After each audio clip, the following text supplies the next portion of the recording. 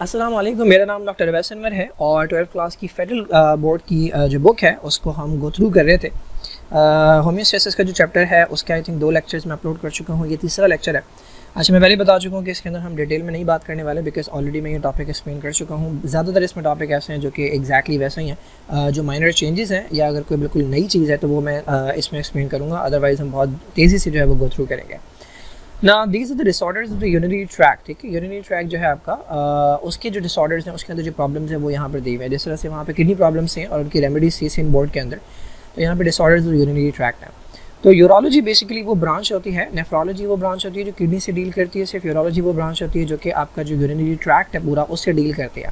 तो उसके अंदर जो भी एबनॉर्मैलिटीज़ होती हैं, जो भी प्रॉब्लम्स होती हैं, उससे डील करने वाली यूरोलॉजी की ब्रांच है। तो जो नेफ्रोलॉजी है वो बेसिकली मेडिसिन की ब्रांच है, यूरोलॉजी जो है वो सर्जरी की ब्रांच है। यानी इसके अंदर आप जो है वो काटाबीटी नहीं करते नेफ्रोलॉजी में, बल्कि आप जो है वो मेडिकेशंस प्रिस्क्राइब करते हैं, जबकि यूरोलॉजी के अंदर जो है वो फिर सर्जिकली ट्रीट किया जाता है। ना the first thing is urinary tract infection. तो जिस तरह बाकी कोई भी सिस्टम आपका इन्फेक्ट हो सकता है, तो आपका जो यूरिनरी ट्रैक्ट है वो भी इन्फेक्ट हो सकता है। जो इन्फेक्शन है they are more common in females. Male के अंदर भी इन्फेक्शन होते हैं बट फीमेल्स में बहुत ज़्यादा कॉमन है। कितना 50 टाइम्स मोर कॉमन है। उसका रीज़न है बिकॉज वुमेन के अंदर जो यूरिथ्रा होता है, जो कि लास्ट पाइप होता है, यहाँ से किडनी स्टार्ट होती है, किडनी के बाद जो है वो एक पाइप होता है जो यूरेटर होता है, फिर एक ब्लैडर होता है, ठीक है, और फिर ब्लैडर से जो पाइप निकलता है जो कि यूरिन को बाहर लेके जाता है, this pipe, this is called urethra. तो मेल के अंदर जो है वो यूरिथ्रा बड़ा होता है बिकॉज मेल के पास एक्सटर्नल यूरिथ्रा भी होता है, यानी बॉडी के बाहर भी होता है, क्योंकि मेल के पास एक ऑर्गन होता है दैट इज कॉल्ड पेनिस, जो बॉडी के बाहर आ रहा होता है, उसके अंदर भी यूरिथ्रा होता है। जबकि फीमेल के अंदर ऐसा कोई ऑर्गन नहीं है। फीमेल का यूरिथ्रा जहाँ पर बॉडी खत्म होती है वहाँ पर यूरिथ्रा खत्म हो जाता है। तो वुमेन का जो यूरिथ्रा होता है वो शॉर्ट होता है, दैट इज़ वाई वुमेन के अंदर जो urinary tract infection is very common. ठीक है, तो जो फीमेल का यूरिथ्रा 1.5 इंचेस उसकी जो लेंथ दी हुई है और ये 8 इंचेस है, तो बहुत ज़्यादा डिफरेंस है जिसकी वजह से इन्फेक्शन। तो बैक्टीरिया आते कहाँ से हैं? यूजुअली फीकल मैटर से आता है, बिकॉज हमें पता है कि जहाँ पर यूरिन की ओपनिंग है, ठीक है, ये अगला है, ये एंटीरियर सरफेस है और ये इंसान की पोस्टीरियर सरफेस है। तो जो एंटीरियर सरफेस है उस तरफ ये हमारे पास यूरिनरी ओपनिंग है, यूरिन की ओपनिंग है, और इसके बाद पीछे की तरफ जो है वो उसकी ओपनिंग है, सॉलिड वेस्ट की ओपनिंग है, एनएस इसे हम कहते हैं। तो मेल के अंदर तो काफ़ी डिस्टेंस है बिकॉज जो एक्सटर्नल यूरिथ्रा है वो थोड़ा दूर है और जो एनएस ओपनिंग है उनके दरमियान डिस्टेंस है, बट फीमेल के अंदर दे आर वेरी क्लोज। तो चांसेस होते हैं कि जो बैक्टीरिया है, क्योंकि फीकल मैटर जो होता है, जो वेस्ट होता है हमारा सॉलिड वेस्ट, उससे बहुत ज़्यादा बैक्टीरिया मौजूद होते हैं जो कि इंटेस्टाइन से आ रहे होते हैं। तो उसके अंदर ई-कोलाई होता है। ई-कोलाई आपने शायद सुना हो, चैप्टर नंबर 9 मेरे ख्याल में बायोटेक्नोलॉजी के अंदर ई-कोलाई जो है जिसके अंदर एक्सपेरिमेंट किए जाते हैं। तो ई-कोलाई जो है ये इंटेस्टाइन के अंदर नॉर्मली पाया जाता है। तो ये वो कल्प्रेट है जो बहुत ज़्यादा इन्फेक्शन जो है वो कॉज करता है। तो जो फीकल मैटर है उससे बहुत ज़्यादा चांसेस हैं कि जो है वो यूरिथ्रा के अंदर ये बैक्टीरिया जा सकता है। तो almost all parts can be affected, यानी जो पूरा यूरिनरी ट्रैक इसका कोई भी पार्ट अफेक्ट हो सकता है। यूरिटर्स जो हैं they are rarely the side of infection. ज़्यादातर जो है वो आपका किडनी अफेक्ट होगी या ये अफेक्ट ब्लैडर अफेक्ट होगा या यूरिथ्रा अफेक्ट होगा। यूरिटर के अंदर जो है वो कम चांसेस होता है ना। टाइप ऑफ द यूटीआई जो है वो डिपेंड करता है साइड के ऊपर। अगर तो अगर तो यूरिथ्रा अफेक्ट हो रहा है तो दिस इज कॉल्ड यूरिथ्राइटिस। ठीक है, यूरिथ्राइटिस का मतलब इन्फ्लेमेशन होता है। तो जहाँ पर भी इन्फ्लेमेशन हो रही है, जहाँ पर भी इन्फेक्शन हो रहा है, उसके साथ आइटिस लगा देंगे। तो यूरिथ्रा के अंदर है तो यूरिथ्राइटिस। सिस्ट कवर्ड जो है ये आपके ब्लैडर के लिए इस्तेमाल किया जाता है। तो सिस्टाइटिस जो है दिस इज द इन्फ्लेमेशन या इन्फेक्शन ऑफ द ब्लैडर। और तीसरा जो हमारे पास पाइलो कवर्ड किडनी के लिए यूज़ करते हैं, तो पाइलोनेफ्राइटिस जो है this is the infection of the kidney. तो यूरिथ्राइटिस, सिस्टाइटिस, पाइलोनेफ्राइटिस। तो infection of the urethra, infection of the bladder, infection of the kidney. ना this is a simple chart. चूँकि ये ऑर्गेनिज्म से हो रही है तो हमारे पास एंटीबायोटिक थेरेपी बैक्टीरिया से यूजुअली इन्फेक्शन होते हैं। सो दे हैव एंटीबायोटिक्स जो कि इनको ट्रीट कर सकते हैं। एक चीज़ जो कि वर्क करती है वो है drink a lot of water. तो यूरिन आएगा तो फ्लश हो जाते हैं जो भी इन्फेक्शन कॉज करने वाले ऑर्गेनिज्म है।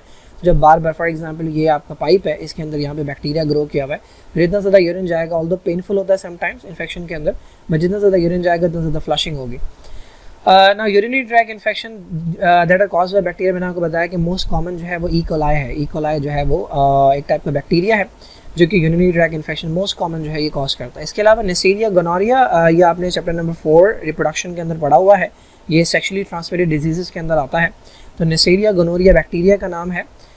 ये गोनोरिया कॉज करता है जो कि इन्फेक्शन होता है, ये यूरिथ्राइटिस कॉज करता है। तो ये जो है यूरिनरी ट्रैक इन्फेक्शन को भी यूरिनरी ट्रैक को भी इन्फेक्ट करता है, और दूसरा ये रिप्रोडक्टिव ट्रैक को भी इन्फेक्ट करता है। तो मेल के अंदर तो सेम है, मेल के अंदर जो आपका वो है यूरिथ्रा है, वही यूरिनरी ट्रैक भी है और वही रिप्रोडक्टिव ट्रैक भी है। इसी से यूरिन भी जाता है और इसी से सेमेन भी जाता है। लेकिन फीमेल के अंदर डिफरेंट है, फीमेल के अंदर इस वाले ट्रैक को भी डैमेज कर सकता है जो यूरिथ्राइटिस है, जिसमें बर्निंग मिक्सचरेशन होगी, यानी पेशाब में जलन होगी। और गोनोरिया जो है यानी ये रिप्रोडक्टिव ट्रैक को भी डैमेज कर सकता है, जिसके अंदर विजाइना है, फिर सर्विक्स है, उसके बाद फिर यूरेटर है, उसके बाद फैलोपियन ट्यूब है, ये ऊपर तक चला जाता है और ये जो है वो इनफर्टिलिटी भी कॉज करता है फीमेल्स के अंदर। ट्रिपोनिमा बलाइडम ये वो है जो सिफिलिस कॉज करता है, सिफिलिस भी डैमेज करता है आपके रिप्रोडक्टिव ट्रैक को भी। सिफिलिस यूरिनरी ट्रैक को डैमेज कर सकता है। मेन की बात हो रही है तो मेन के अंदर तो सेम है, बट ये रिप्रोडक्टिव ट्रैक को डैमेज करता है। सिफिलिस तो वो कंडीशन है जो कि मल्टीपल सिस्टम को डैमेज करती है, लाइक आपका जो मस्कुलोस्केलेटल सिस्टम है वो भी डैमेज होता है, जो आपका नर्वस सिस्टम है वो भी डैमेज होता है, जो कार्डियोवैस्कुलर सिस्टम है वो भी डैमेज होता है। So this is it. Antibiotics जो है वो क्योर कर देती हैं, एंटीबायोटिक्स से जब इन्फेक्शन ठीक हो जाता है, बाकी drink a lot of water and personal hygiene is very important, क्योंकि मैंने बताया कि फीसेस जो हैं जो एनस है वहाँ से जो है बैक्टीरिया के आने के चांसेस होता है। Now the kidney stones and that is why हमारे यहाँ तो टिश्यूज़ इस्तेमाल नहीं होते, वेस्ट में टिश्यूज़ इस्तेमाल होते हैं। तो अगर आपने कभी देखा हो किसी वीडियो के अंदर, मैंने शायद एक वीडियो देखी थी जिसके अंदर बच्चों को सिखा रहे थे कि how to use the tissue. तो ये पैसेज है, कहाँ गया मैंने, कहाँ बनाया था, ये रहा। तो ये पैसेज है जो कि यूरिनरी ट्रैक का है और ये पैसेज है जो कि उसका है एनस का है, ठीक है। तो जो वाइप करते हैं, ठीक है, तो वाइपिंग जो है वो एंटीरियर से पोस्टीरियर की तरफ होती है, ठीक है, यानी आप इस तरफ से इस तरफ जा रहे होते हैं। क्योंकि मैंने आपको बताया अगर आप वाइप टिश्यू अगर इस तरफ से वाइप करेंगे तो जो एनस के अंदर जो बैक्टीरिया वगैरह हैं उनके चांसेस होंगे कि वो यूरिनरी ट्रैक के अंदर आ सकते हैं, ठीक है जी। नेक्स्ट जो कंडीशन है वो किडनी स्टोन्स स्टडी किया है हमने उसके अंदर, बट इसके अंदर थोड़ी बहुत बातें काफ़ी ज़्यादा बातें हैं जो कि डिफरेंट है। तो किडनी स्टोन्स जो है वो बेसिकली होता ये है कि मिनरल्स जो हैं या मटेरियल्स जो हैं वो स्टिक हो जाते हैं, जिसकी वजह से वो स्मॉल पेबल्स या स्मॉल स्टोन्स बन जाते हैं। ये बहुत छोटे भी हो सकते हैं, रेत के ज़र्रे के बराबर भी, और गोल्फ बॉल जितने बड़े भी हो सकते हैं। तो डिपेंड करता है किस टाइप का स्टोन है हमारे पास। अच्छा, जिस शख्स के अंदर किडनी स्टोन्स होते हैं इस कंडीशन को हम नाम देते हैं नेफ्रोलिथायसिस। तो नेफ्रो कवर्ड किडनी के लिए यूज़ होता है और लिथो कवर्ड जो है ये स्टोन्स के लिए यूज़ होता है। तो नेफ्रोलिथायसिस ये एक ऐसी कंडीशन है जिसके अंदर आपको स्टोन्स होते हैं। इसी तरह से गॉल ब्लैडर के अंदर जो स्टोन्स होते हैं उसे कोलीलिथायसिस कहते हैं। कोली का वर्ड जो है वो गॉल ब्लैडर के लिए इस्तेमाल होता है और स्टोन्स के लिए आप कहते हैं कोलीलिथायसिस। तो कोलीलिथायसिस जो है वो गॉल ब्लैडर के स्टोन्स वाली कंडीशन होगी, और जिस पर्सन के अंदर जो है वो किडनी स्टोन्स है उन्हें हम नेफ्रोलिथायसिस कहते हैं, सिंपल किडनी स्टोन्स कहते हैं। Now there are 5 major stones, आपने 3 पढ़े हुए हैं। कैल्शियम ऑक्सिलेट मोस्ट कॉमन है, कैल्शियम फॉस्फेट है, उसके बाद अमोनियम मैग्नीशियम फॉस्फेट, ये इन्फेक्शन के अंदर यूजुअली होता है। इसके अलावा एक यूरिक एसिड स्टोन होते हैं और एक तरह के स्टोन होते हैं जिसे सिस्टीन स्टोन्स कहते हैं। तो यूरिक एसिड स्टोन्स जो है बेसिकली वो यूरिक एसिड और कैल्शियम ऑक्सिलेट से मिलकर बनते हैं, ये केमिकल्स हैं। They are normally 2 to 3 millimetre. अच्छा, इसके अलावा एक बड़े स्टोन्स होते हैं जिन्हें हम स्टैग हॉर्न स्टोन्स कहते हैं। स्टैग हॉर्न स्टोन्स काफ़ी बड़े स्टोन्स होते हैं एंड दे आर ब्रांचिंग, मैं दिखाऊंगा किस तरह के होता है। अच्छा ना, दिस इज़ वेरी इंपॉर्टेंट, जो स्टोन्स हैं स्टोन फॉर्मेशन को फेवर करती है। कुछ स्टोन्स जो हैं उन्हें हाई पीएच फेवर करती है, यानी अगर यूरिन की जो पीएच है, आपको पता है यूरिन की पीएच की एक रेंज होती है। तो यूरिन की पीएच अगर ज़्यादा एसिडिक की तरफ जा रही है, यानी लो पीएच हो रही है, लो पीएच का मतलब 0 से 14 है ना, तो लो पीएच का मतलब आप इस तरफ जा रहे हैं, तो इस तरफ एसिडिक है। तो लो पीएच की तरफ जा रहे हैं अगर आप, तो सॉरी मैं क्या बोल रहा था, हाई पीएच। अगर पीएच हाई हो रही है, ठीक है, हाई पीएच का मतलब है आप बेसिक की तरफ जा रहे हैं, तो हाई पीएच कुछ स्टोन्स को फेवर करेगी, और अगर पीएच कम हो रही है यूरिन की, लो पीएच जो है वो कुछ स्टोन्स को फेवर करती है। तो फॉर एग्जांपल यूरिन की एसिडिक पीएच जो है, एसिडिक पीएच का मतलब जब आप इस तरफ जा रहे हैं लो पीएच, तो वो कैल्शियम ऑक्सिलेट के स्टोन्स को फेवर करती है। बेसिकली होता है कि जब एनवायरनमेंट लो पीएच वाला होता है तो इट फेवर्स कि ये कैल्शियम और ऑक्सिलेट के जो केमिकल्स हैं ये आपस में कंबाइन हो जाएं और जो है वो प्रेसिपिटेट हो जाएं और स्टोन्स बना दें। सिमिलरली जब यूरिन की पीएच अल्कलाइन होती है, अल्कलाइन का मतलब हाई पीएच होती है, बेसिक की तरफ आप जा रहे हैं, तो कैल्शियम फॉस्फेट के, तो बेसिकली हो ये रहा है कि कैल्शियम जो है लो पीएच के अंदर वो ऑक्सिलेट के साथ कंबाइन हो रहा है, हाई पीएच के साथ वो फॉस्फेट के साथ कंबाइन हो रहा है। Similarly when the urine is persistently acidic, यानी अगर थोड़े से वक्त के लिए लो हुई है तो कैल्शियम ऑक्सिलेट के स्टोन बन गए, लेकिन अगर बहुत ज़्यादा वक्त के लिए एसिडिक है तो उसके अंदर यूरिक एसिड के स्टोन जो है वो फॉर्म हो सकते हैं। सो डिफरेंट पीएच जो है वो फेवर करती है different type of stones formation को। ना किडनी स्टोन्स जो है दे में अच्छा इंक्रीज कैल्शियम लेवल ब्लड के अंदर अगर आपका है, देखिए इंक्रीज़ का मतलब है हाई, का मतलब होता है हाइपर, ठीक है। जो भी चीज़ हाइपर है, जो भी चीज़ ज़्यादा है उसके लिए हाइपर, ठीक है। उसके बाद ये देखें हाइपर, उसके बाद कैल्शियम, और ईमिया का मतलब होता है ब्लड। तो हाइपर कैल्सीमिया का मतलब है आपके ब्लड के अंदर हाई कैल्शियम है। सिमिलरली हाइपर ग्लाइसीमिया, इसका मतलब आपकी कैल्शियम, आपके ब्लड के अंदर हाई ग्लूकोज है, ठीक है। तो हाइपर कैल्सीमिया, ईमिया का मतलब ब्लड है, और यूरिया का मतलब यूरिन है। तो जो चीज़ यूरिन के अंदर ज़्यादा है उसके लिए आप यूरिया लगाएंगे या यूरिया लगाएंगे, जो चीज़ ब्लड के अंदर ज़्यादा है उसके लिए ईमिया लगाएंगे। सो ये जो कैल्शियम ऑक्जिलेट के स्टोन्स हो रहे हैं या कैल्शियम फॉस्फेट के स्टोन्स हो रहे हैं, ये तब हो सकते हैं जब आपके पास कैल्शियम ज़्यादा हो, या आपके पास ऑक्जिलेट ज़्यादा है, या आपके पास फॉस्फेट ज़्यादा हो।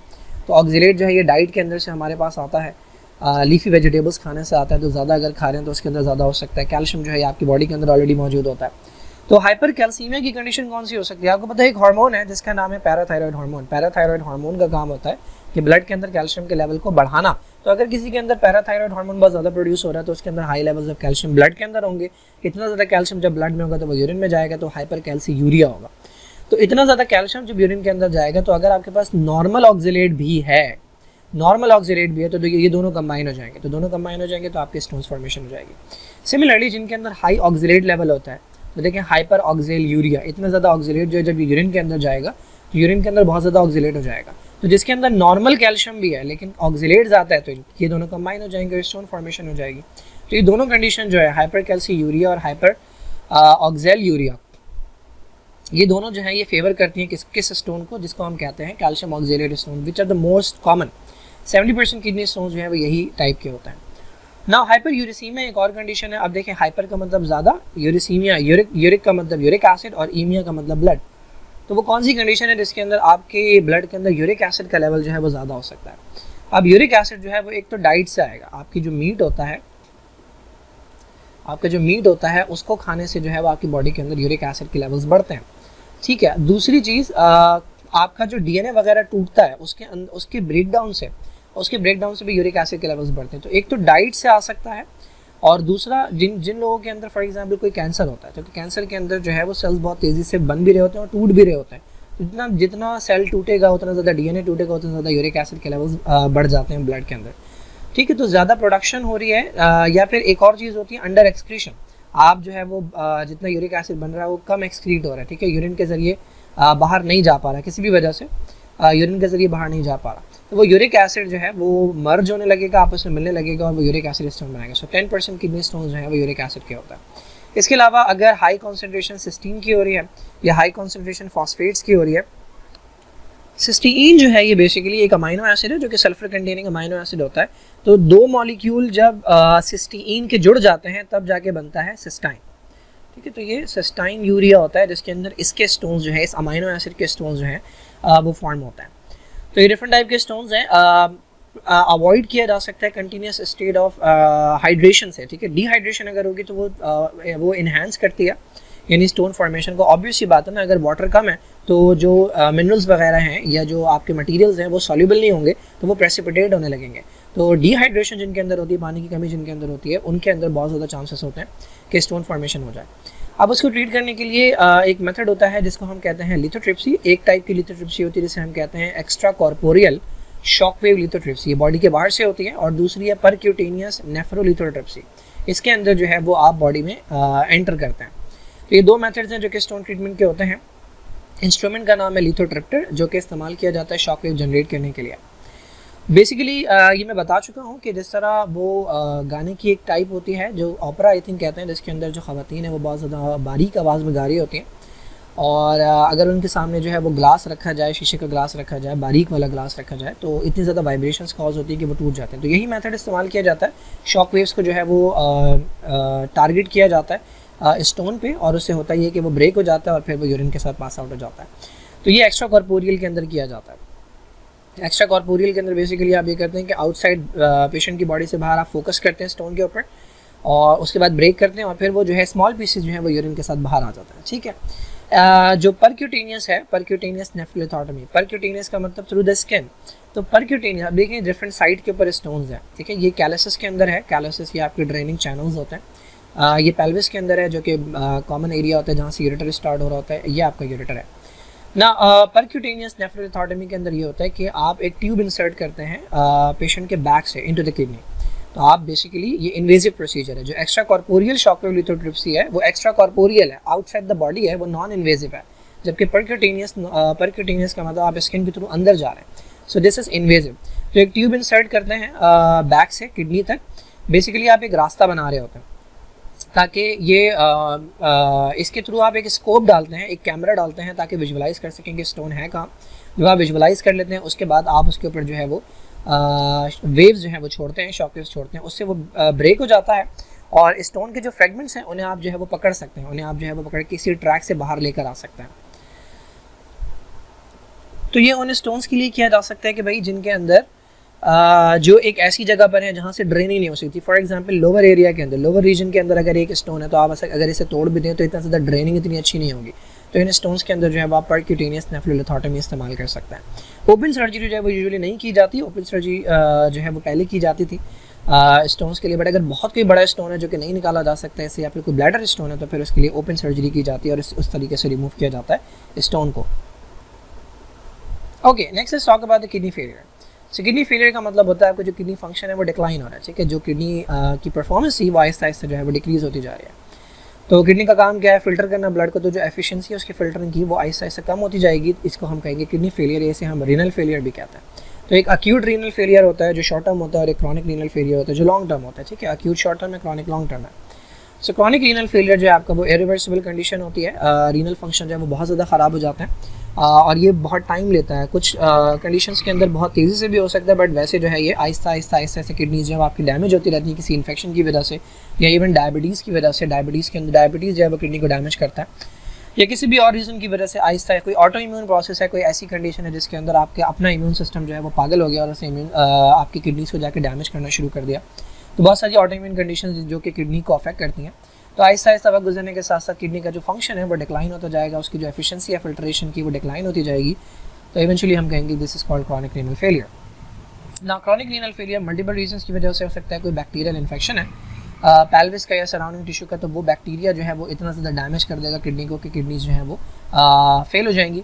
नेफ्राइटिस इन्फ्लेमेशन जो आपके ग्लोमेरुलाई की है, न्यूरॉन्स की जो नेफ्रॉन्स की जो इन्फ्लेमेशन है, मल्टीपल रीजंस की वजह से हो सकती है नेफ्रॉन्स की इन्फ्लेमेशन। तो इसकी वजह से भी, क्योंकि इन्फ्लेमेशन जब होती है तो ऐसे केमिकल्स प्रोड्यूस होते हैं जो कि फर्दर डैमेज भी करवाते हैं। आपकी जो इन्फ्लेमेशन होती है उसके अंदर बॉडी का एक रिस्पांस होता है, उस रिस्पांस की वजह से जो सराउंडिंग टिश्यूज़ होते हैं वो बहुत ज़्यादा डैमेज होते हैं। फॉर एग्जांपल कोई बैक्टीरिया वगैरह अगर आया, ठीक है, तो उस बैक्टीरिया को मारने के लिए आपके इम्यून सिस्टम के सेल आते हैं, धड़ाधड़ न्यूट्रोफिल्स आते हैं, ठीक है, मैक्रोफेजेस आते हैं, ये दूसरे इम्यून सिस्टम के सेल्स आते हैं। तो फिर वो ऐसे केमिकल्स प्रोड्यूस करते हैं जो कि सेल्स को डैमेज करते हैं, एरिया को डैमेज करते हैं। वहाँ पे फिर दोबारा जब हीलिंग होती है तो फाइब्रोसिस हो जाता है, स्कारिंग वगैरह हो जाती है, तो इससे भी बहुत ज़्यादा डैमेज होता है। इसके अलावा हाई ब्लड प्रेशर जो है ये बहुत ज़्यादा डैमेजिंग होता है, ये हार्ट अटैक भी करवा सकता है, जो है वो स्ट्रोक भी करवा सकता है और ये किडनी डैमेज भी कॉज करता है। तो हाई ब्लड प्रेशर जो है ये भी कॉज करता है chronic renal failure, because kidneys के अंदर चेंजेस आना शुरू हो जाते हैं। And diabetes mellitus, this is a very important culprit. Diabetes के पेशेंट्स जो हैं उनके अंदर आइज़ भी डैमेज होती हैं, ब्लाइंडनेस की तरफ ले जा सकता है, उनके अंदर ब्लड वेसल्स डैमेज होती हैं जिसकी वजह से स्ट्रोक और हार्ट अटैक के चांसेस होते हैं। उनके अंदर जो है वो किडनीज जो है वो बहुत ज़्यादा डैमेज होती हैं। तो रीनल फेलियर जो है, किडनी फेलियर जो है वो डायबिटीज़ के पेशेंट्स के अंदर काफ़ी कॉमन है। Acute renal failure short term होता है, हैमरेज की वजह से हो सकता है due to the trauma. Haemorrhage का मतलब होता है ब्लड लॉस, ठीक है। तो हैमरेज के अंदर बेसिकली देखिए, हैमरेज के अंदर भी वॉमिटिंग के अंदर भी अगर आपको इन्फेक्शन है, बहुत ज़्यादा वॉमिटिंग अगर हुई है, बहुत ज़्यादा डायरिया अगर हुआ है, या डाययूरेसिस के अंदर भी अगर आपने एक्सेस यूरिन जो है वो एक्सक्रीट किया, या स्वेटिंग, इन तमाम कंडीशंस के अंदर हो क्या रहा है, आपका वॉल्यूम लॉस हो रहा है, ठीक है। जब आपका वॉल्यूम लॉस होता है तो आपका जो ब्लड फ्लो है, किडनीज़ को जो ब्लड मिल रहा है वो कम हो जाता है, ठीक है। जब किडनीज़ को ब्लड कम मिलता है तो जाहिर है ब्लड में ही ग्लूकोज आ रहा है, ब्लड में ही वो तमाम चीज़ें हैं जो कि किडनीज़ को नॉर्मल फंक्शनिंग करने के लिए चाहिए। अगर ग्लूकोज कम हो जाएगा, जब आपका ब्लड फ्लो कम हो जाएगा किसी ऑर्गन की तरफ या किडनी की तरफ ब्लड फ्लो कम हो जाएगा तो ग्लूकोज कम मिलेगा उसे। जब ग्लूकोज कम मिलेगा तो उसकी एनर्जी प्रोडक्शन कम होगी। जाहिर है किडनीज़ को बहुत ज़्यादा काम करना है, उसके लिए उन्हें एटीपी चाहिए, तो एटीपी जो है वो कम प्रोड्यूस होने लगता है जिसकी वजह से डैमेज होने लगता है। इसके अलावा मसल ब्रेकडाउन वगैरह जब होता है, फॉर एग्जांपल कोई ट्रॉमा है तो ट्रॉमा के अंदर मसल ब्रेकडाउन होता है, तो उसमें हीमोग्लोबिन लीक होता है। ये हीमोग्लोबिन जो है ये टॉक्सिक होता है और ये किडनीज़ को जाके, नेफ्रॉन्स को जाके डैमेज करता है। इसके अलावा ऑब्स्ट्रक्शन ऑफ द यूरेटर या ब्लैडर या यूरिथ्रा। अच्छा, इसके अंदर क्या होता है बेसिकली, आपकी जो किडनीज़ हैं, ये हमारे पास, मैं ग्लोमेरुलाई बनाता हूँ, कहाँ गया ये रहा। ठीक है, ये आपके पास बॉमेंस कैप्सूल है और यहाँ पे ग्लोमेरुला है। ठीक है, यहाँ पे ग्लोमेरुला है। बेसिकली होता ये है कि अगर ऑब्स्ट्रक्शन हो गई, ठीक है, ये आपका एफ्रेन आर्टेरियोल है और ये आपका ईफ्रेन आर्टेरियोल है, राइट। अच्छा, अब यहाँ से जो ब्लड आ रहा है वो फिल्टर होकर इधर आ रहा है, ठीक है, और जो बचा कुचा है वो यहाँ से जा रहा है। अब यहाँ से यूरिन बन के आगे जा रहा है, राइट, यहाँ से ये यूरिन बन के आगे जा रहा है, ये कलेक्टिंग डक्ट है। फॉर एग्जाम्पल यहाँ से जो यूरिन कलेक्ट हो रहा था, आगे जाके ऑब्स्ट्रक्शन होगी। जब ऑब्स्ट्रक्शन होगी तो यूरिन यहाँ से आगे नहीं जा पाएगा, तो यूरिन पीछे जमा होने लगेगा। जब यूरिन पीछे जमा होने लगेगा तो ये सारा का सारा फ्लूइड जो है पीछे जमा हो रहा है। जब ये जमा होगा ना तो यहाँ पे बहुत ज़्यादा फ्लूइड होगा। इस फ्लूइड के अंदर एक प्रेशर होगा। होता यह है कि जो फिल्ट्रेशन होती है ना वो इस वजह से होती है क्योंकि यहाँ पे हाई प्रेशर है और यहाँ पे लो प्रेशर है। जब यहाँ पे ऑब्स्ट्रक्शन होगी, जब यहाँ से फ्लूइड आगे नहीं जाएगा तो ये बहुत ज़्यादा प्रेशराइज एरिया हो जाएगा। तो ये जो बैकवर्ड प्रेशर है इसकी वजह से जो फिल्ट्रेशन है वो डिक्रीज हो जाएगी। तो किडनी का फंक्शन क्या हो गया, डिक्रीज हो गया। किडनी अपना काम प्रॉपर्ली नहीं कर सकेगी, जिसकी वजह से आपके बहुत सारे जो वेस्ट मटेरियल है वो ब्लड के अंदर ही पड़े रहेंगे। तो ये होता है ऑब्स्ट्रक्शन के अंदर। ठीक है, किडनी स्टोन की वजह से ऑब्स्ट्रक्शन हो सकती है, किसी भी रीज़न की वजह से ऑब्स्ट्रक्शन हो सकती है। इसके अलावा सीवियर नेफ्राइटिस, बहुत सीवियर जो है ना इन्फ्लेमेशन अगर नेफ्रॉन की या किडनी की हो जाए तो उसके अंदर भी आपका एक्यूट रीनल फेलियर हो सकता है। ठीक है, तो ये मल्टीपल रीजन इनकी वजह से अक्यूट या क्रॉनिक जो है वो रीनल फेलियर होता है। तो क्रॉनिक किडनी फेलियर जो है वो लेके जाता है आपको एक ऐसे पॉइंट की तरफ जिसको हम कहते हैं and stage renal disease. And stage renal disease के अंदर अब कोई चांसेस नहीं होते आपकी किडनी के फंक्शन के, तो फिर आपको या तो आर्टिफिशियल मेथड चाहिए होता है उसको रिमूव करने का, वेस्ट को रिमूव करने का, जैसे डायलिसिस कहते हैं, या फिर आपको किडनी ट्रांसप्लांट चाहिए होता है। तो basically chronic renal failure, kidney failure के अंदर मसला क्या है, देखें, किडनी का काम है आपके वेस्ट मटेरियल को रिमूव करना। उसमें आपका नाइट्रोजनस वेस्ट है।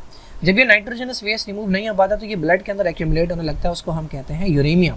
यूरेमिया वो कंडीशन होती है जिसके अंदर आपका वेस्ट जो है नाइट्रोजनस वेस्ट वो एक्यूमुलेट होने लगता है ब्लड के अंदर। अब ब्लड के अंदर एक्यूमुलेट होगा तो फिर वो बहुत सारे ऑर्गन्स को डैमेज करेगा, आपके लंग्स को भी डैमेज करता है, लिवर को भी डैमेज करता है और ब्रेन को डैमेज करता है।